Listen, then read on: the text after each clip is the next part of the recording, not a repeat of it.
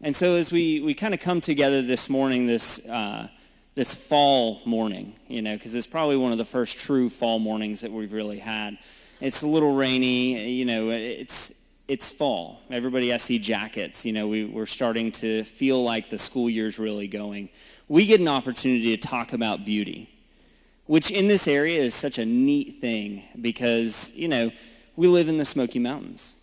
Beauty is all around us year-round, but fall in the Smoky Mountains is just beautiful. It's fantastic. At least that's my perception of beauty, right?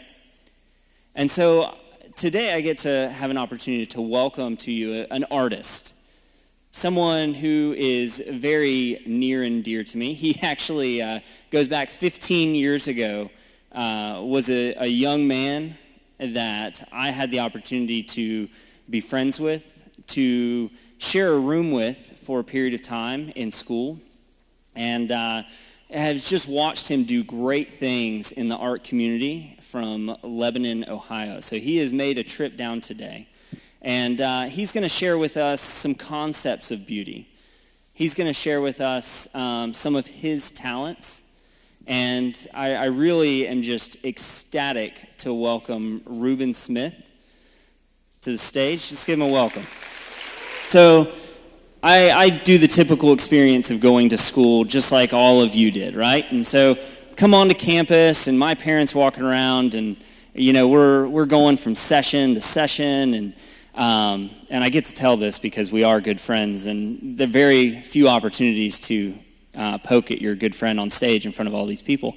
And so we're going around, and my parents see this little guy, and he's a little guy, bebopping along, has his hat on, probably the same hat that he's wearing right now, actually. And, he had like this bright tie-dye shirt and wearing brown cords. And we got to remember, it's August. It's hot, right? And he's just bebopping along the sidewalk all by himself. And my parents lean over and I says, bet that's going to be your roommate.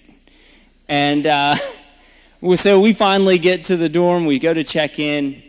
And no, he wasn't my roommate. But he did live just a couple doors down. And on top of that, within a week, we ended up being really good friends, ended up being best friends all through college.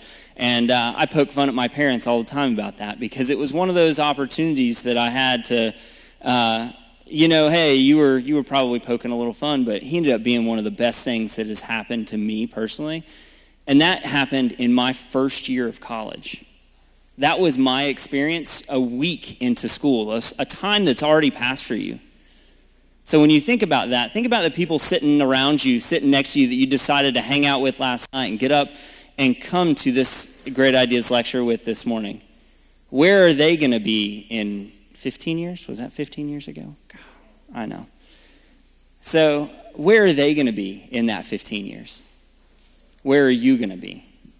So just some food for thought there as we go in, especially from my side of that first year experience. Reuben, welcome, and I enjoy it.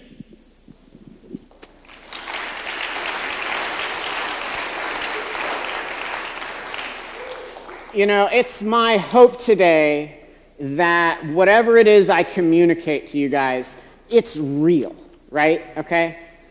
We oftentimes roll into church, we do the thing, we go to the lecture, we kind of do the thing, we do what we need to do to get by, but nothing really sticks, okay?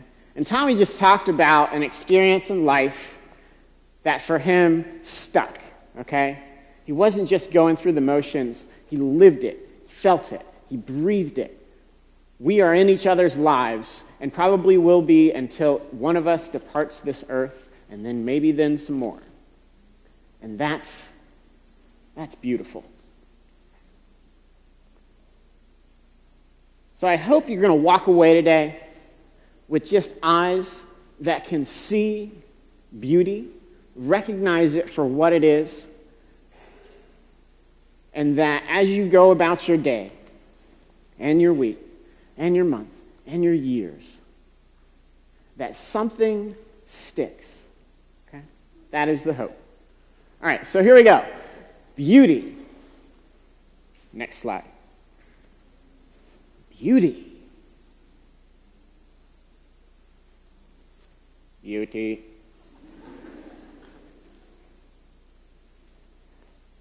This is the pirate font, right? Booty. So there's me as a pirate.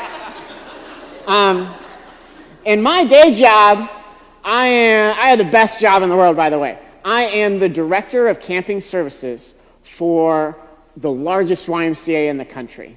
So I literally get paid to dress up like a pirate, which I think is so cool. So that day, I actually had made this treasure chest, and I run out into the woods, drive it out there, and inside is like s'mores. You know, the kids were like, you know, having to follow this treasure map and dig this whole thing up and that sort of stuff.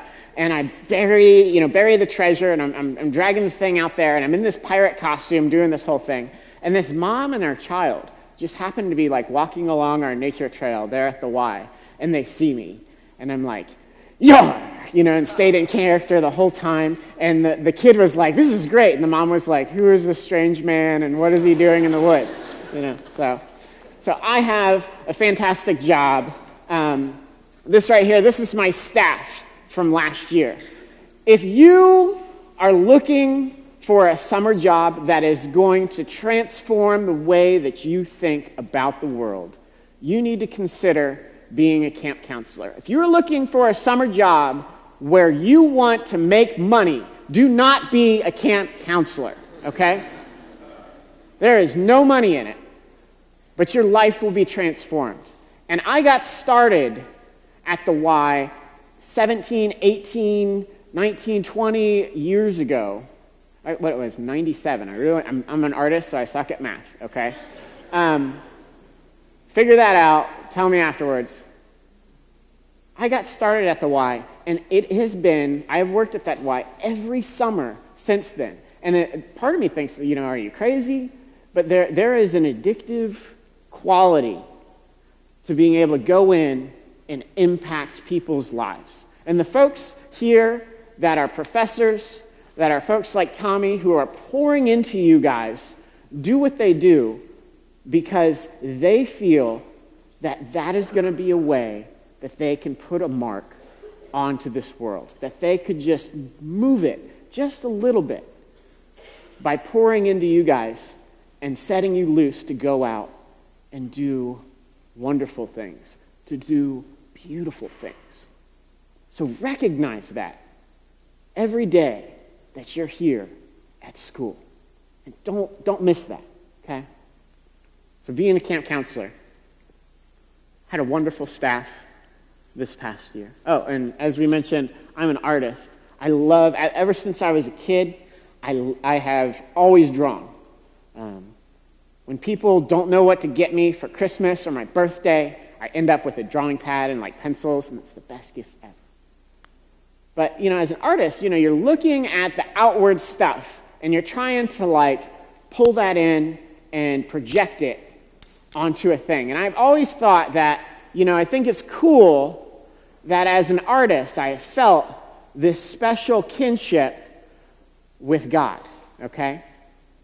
You know, God was the creator. And somewhere there's that Far Side comic where God's sitting there and he's got some clay and he's making a snake. And he's like, that was easy. You know, let's do another one. There's something cool about getting to be an artist and getting to be a creator. And you guys here, whether you like to draw or not, you are creating, okay? You are creating experiences and things for people, whether you are an athlete, whether you're a dancer, whether you're a musician, whether you're a writer, whether you're a speaker. This is a room that, whether you realize it or not, guys, you're artists in one way, shape, or form. And next time you're doing your thing, next time you're creating, think of how that interfaces with this whole God being the creator thing. And try to catch some of that magic. All right, here we go. Next slide. Beauty. They gave me this topic. It was one word. I wish whenever I give talks, somebody would just do one word. That would just be so easy. And it was fun because, like Tommy said, I could go any way with it. Beauty. think of the beautiful things in your life. Think of the most beautiful moments you've experienced. Think of the beautiful people that are around you.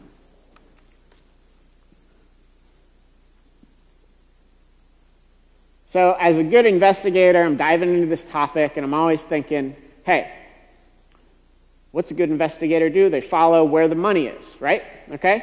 So let's look at a statistic here. The United States cosmetic industry revenue in 2015 is projected to be $60 billion. Exactly. Okay?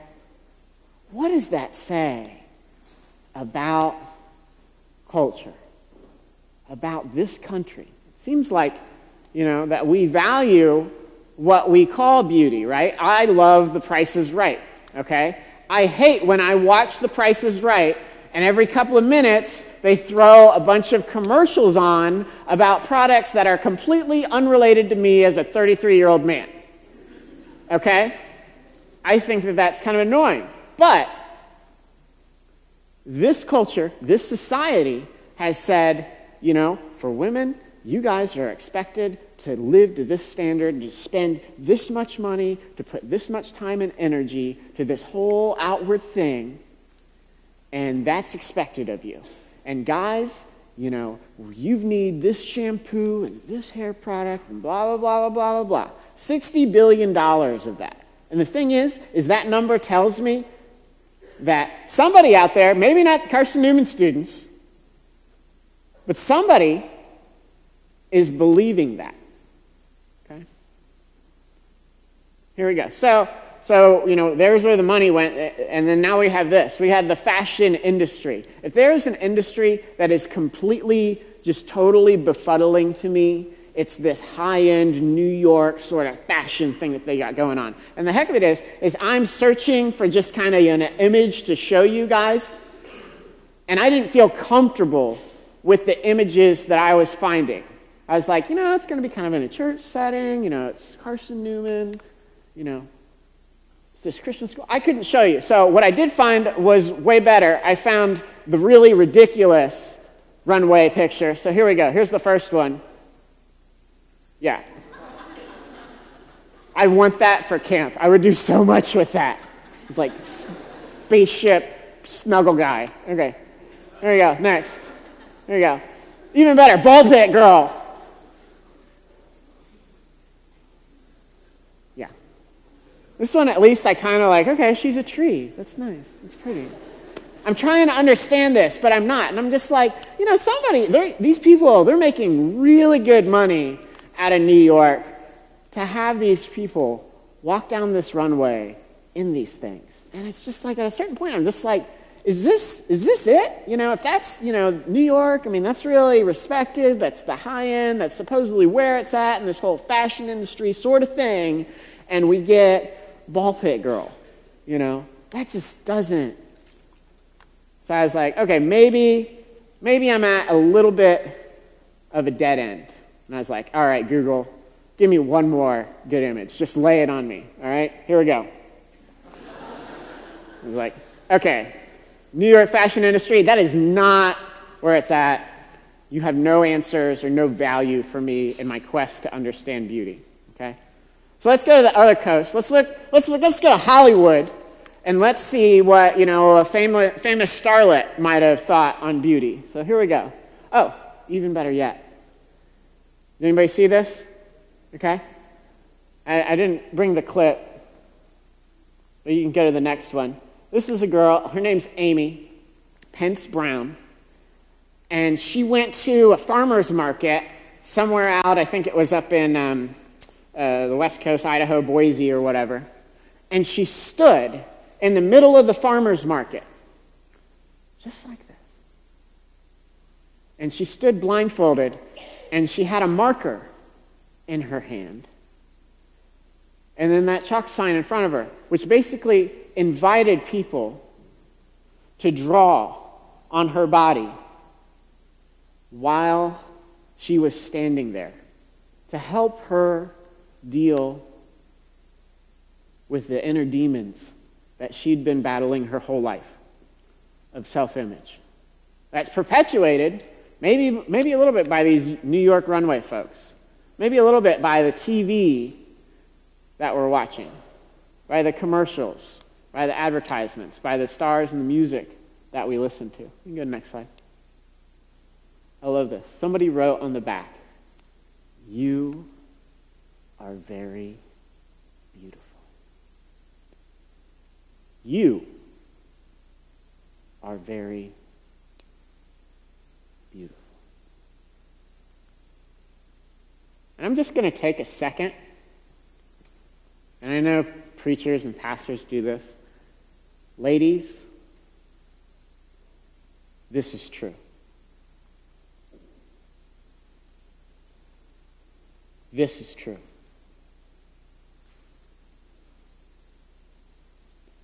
Don't ever be fooled into thinking anything else. You start to feel that way, whatever it is you're doing, turn it off, break it, toss it out the window. Whether it's a person in your life that makes you feel that way, the television, or your laptop. Shut off the noise and follow truth. And that is, all of us have the potential, and we are able to be beautiful, and all of us are beautiful. Okay. So we go to the West Coast. Hollywood. I love this. Beauty is how you feel inside, and it reflects in your eyes. It's not something physical. Does $60 billion say that? I don't think so. Here we go, another Hollywood star. Gotta love Marilyn.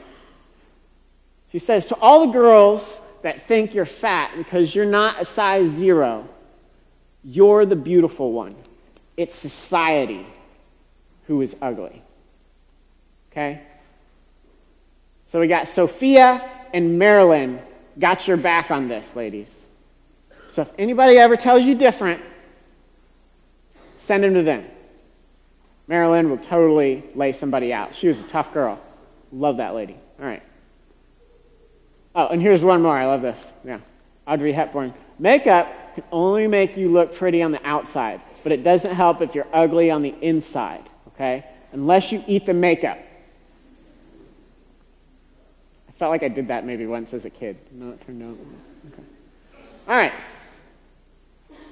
Here we go. So I love game shows, just in case you couldn't tell from my comment about The Price is Right earlier. I think if I was not a day camp director, not a public speaker sort of guy, I would have totally been a game show host. So here we are, Family Feud.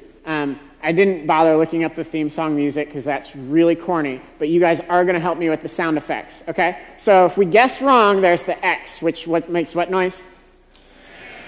Fantastic. And if we guess right on Family Feud, what does it do? Ding. Right. Ding. Just like that. And you guys got to do it all together, okay? Challenge accepted. So here we go. Oh, we're Carson-Newman edition, by the way. Okay. All right. So I talked to a whole bunch of Carson-Newman students earlier in this week, and I asked them some questions about beauty, asked them about beautiful things in their life, and what are some of the most beautiful moments that they've experienced. And here's what we've got. The first thing, I was like, okay, so, I'm doing this thing, and I'm just thinking, some joker out there is going to answer, like, supermodel, right? Okay? And so did that happen? Right. And I was like, that says something about the character of Carson-Newman students, okay? So here we go. Here's our next response. Let's see what we got here. Okay. So sunrise on the beach. That's pretty beautiful. What do we got? All right. All right. That's pretty good. There'll be more. You can practice. Okay. So sunrise on the beach. And I was like, yeah, I've seen some sunrises, and little confession here, and we've got time. I bought a dog like this past year, and she's just beautiful, okay? She's wonderful. But this dog, she feels like it is her right, okay? Not that she would really like to. She feels that it is her right to get 4 walks a day, okay? And so I'm in the best shape of my life that I've been since college, but the first walk every day, we get up, and it's oftentimes still a little dark outside. And I just love it when we get to see the sunrise together. So there I am, me and Amaryllis. Isn't that a beautiful name? Walking down the sidewalk, and the sun's coming up, and the sky's oranges and pinks, and it's just beautiful. All right, what else do Carson-Newman students think is beautiful? Here we go. What do we got? Ooh, my girlfriend. Aww. Yep. All right, here we go. Ding! And all the girls are like, how come I'm not number 1? Right? All right. So what else did you guys think was beautiful? Here we got. Oh, nature. Okay. I'm an outdoorsy sort of guy. Tommy was mentioning the colors, and you guys live. Seriously, this is one of the most beautiful places in the country. Okay? Enjoy it while you're here. Okay? So we got nature. Here we go. What we got? All right. Last one. What we got? Mama. Okay. Here we go. All together. 1, 2, 3. There. Mom topped the list. And I was like, this is really revealing, okay? Hollywood didn't really, Hollywood kind of helped. New York definitely didn't help. Amy Pence Brown, she's on to what beauty is all about. But when we polled Carson-Newman students, some of the best students in the whole country, right? They said the most beautiful people in their lives were their mothers. I was like, what does that say? And so this, I'm working on a slideshow, and I see this in my Facebook feed, so this pops up. Here we go. I was like, oh. Okay. Our moms, what is it about a mom, They nurture us.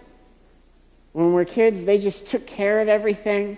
And kind of like, earlier, and I'm talking through the whole, I threw beauty up. It wasn't just how beauty, it was these words. It's a message, right? But it's how it's delivered. So we can deliver beauty as a romantic, scripty thing. We can make it as a pirate thing. So it's not just, oftentimes, I don't think it's just that we're saying the right thing, but it's how we say it, And I think moms totally get that. They really, really get that. It's not what you say, but it's how you say it. Okay. So here we go. This is my mom. This is what I think is by far the most beautiful picture of her. This is her on her wedding day, all dressed up, and she is just glowing. I just love that photo of her. All right, here we go. There's me. And there's Mom. And you can just tell she is nurturing and pouring into me. And I am super stoked because I'm about to get French fries, right? I have not aged well. Okay. All right. Next. Here we go. So this is me a little bit older, and there's Mom. And Dad has this look on his face like, okay, there's 4 of us kids, and he's just 20 years into this thing, and he's really tired. He's just like, I just want to go to bed. These kids are wearing me out. But, as a parent, I think you pour in to your creation with the hope that it's going to go out there and do something incredible in this world. And Mom has always said that she loves my sense of humor. She loves it. She's like, Reuben, if I could just live in your head for just an hour, just to see, because you're so funny. You're so witty, So that's me doing the funny thing for Mom. All right, here we go. This is a cool story. So, Mom had a brother that was 10 years younger than her that she didn't meet until about 2.5 years ago, okay? So her mom had a child, put him up for adoption, and he was able to, through the magic of the internet and other stuff, track her down. So there I am, we're at Olive Garden, I'm sitting across from Mom, and we're waiting for him to get there, okay? This brother who she knew was out there, had never said anything to any of us kids. 50-some years he had been walking the earth. So I'm sitting there right across from her, having a conversation at Olive Garden. And I look up at her eyes, and I see her eyes just kind of go over my shoulder and kind of down the hallway. And I see her eyes connect with his for the first time ever. I'll tell you what, guys, that was beauty right there. That was just one of those moments in your life where you understand it, you get it, and you're just like, wow. And wow is the only thing you can say, because your brain is just completely absorbed by what you're taking in.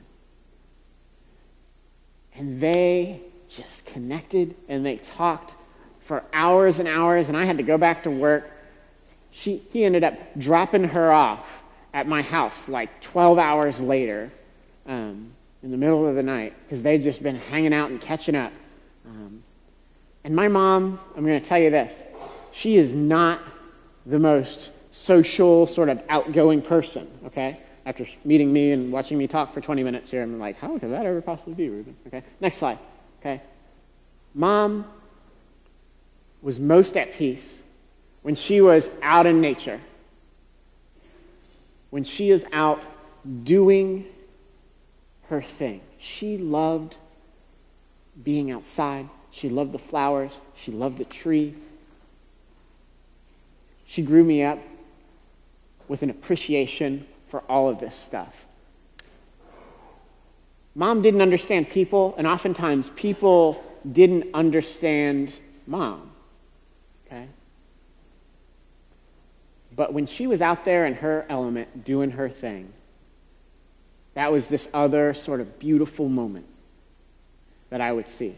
You know, she'd just be happy as a clam, walking through the woods, and like she had this affinity to be able to just like point and find something that I just never would have, oh, there's some like super endangered species mushroom, sort of thing. And like she would proceed to like lecture me on this and like, and I'm like, wow. I never learned the names of the trees because I've always had Mom to be able to tell me, oh, that's a sycamore, that's an oak, that's a this, that's that, that sort of thing. So just like imagine like Google and a person for nature, okay? That is Mom, okay? Next slide. So here I am. I'm going to tell you this cool story that's kind of a mom thing.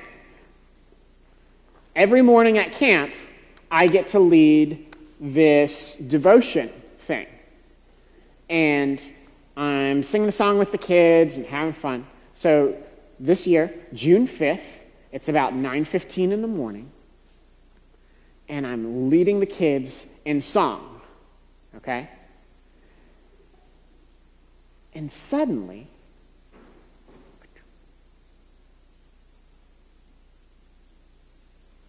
up over our heads, I'm leading the kids in this camp song, silly camp song.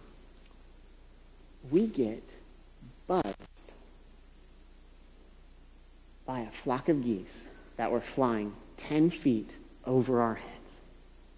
And I was like, I have led hundreds of these devotions. I've been the camp director there full-time for 10 years, okay? And in all my years of doing this has never, ever happened. And right there in that moment, I'm like right in the middle of singing some silly song, and I'm just like, I'm still singing the song, but I'm like watching the geese. And they're like flying over me.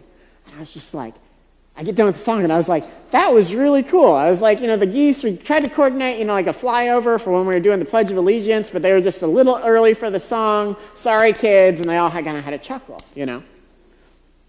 So later that day, I'm standing there by the copy machine making, some copies or whatever. It's kind of the first week that camp's going, so it's just been a busy, exhausting sort of day. And one of my coworkers comes up to me, and she goes, "Reuben, how are you doing today?" And I was like, "Yeah, I'm doing pretty good. I'm fine, It's just, crazy. It's camp season, right?" And she's like, "Okay, I know it's been a year since your mother passed away."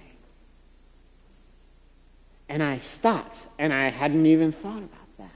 It's like a year to the day. Mom passed away, but the first thing that came to my mind was the geese, right? Because there I was at 9:20 in the morning leading this devotion with all of these kids, and I get these flyby by the geese. And what was it? It was 9:20 in the morning a year ago, to the day, when Mom left this earth. And I tell you what, guys, I am just one of those really, really, really, really, really skeptical people, right? As I give up. Sign me up. Jesus, I'm there. That was a beautiful moment. And I can't tell you how many times I've told that story to folks. Just in the past, it's been a couple of months now. And I can't get over it. So that's beauty. It's something beyond this outward appearance. It's something that we're experiencing inside. It's something that we're projecting. All right. So what's God have to say on beauty? So let's throw up a couple of scriptures here. We got one. All right. 1 Peter 3:3-4. Your beauty should not come from outward adornment, such as braided hair and the wearing of gold jewelry, fine clothes. Okay, good. Instead, it should be that of your inner self, the unfading beauty of a gentle and quiet spirit, which is of great worth in God's sight.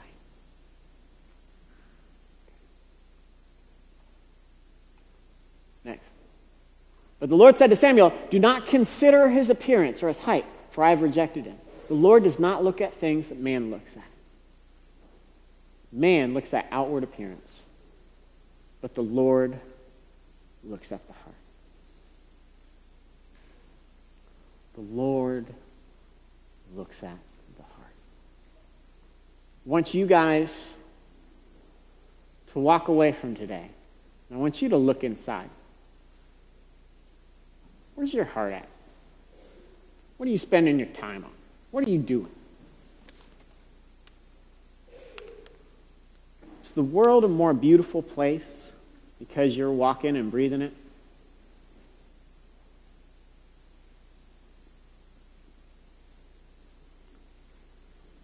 Is it?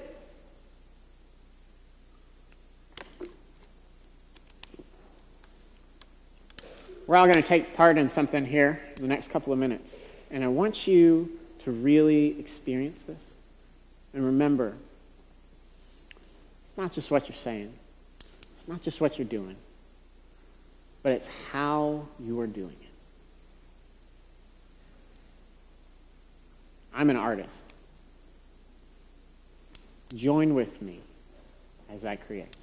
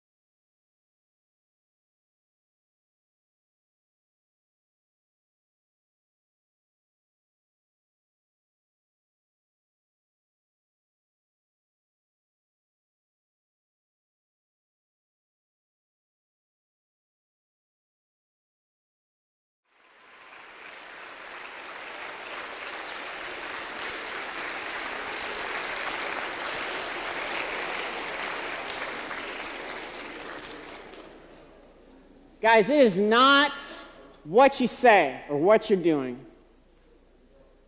how you're doing it.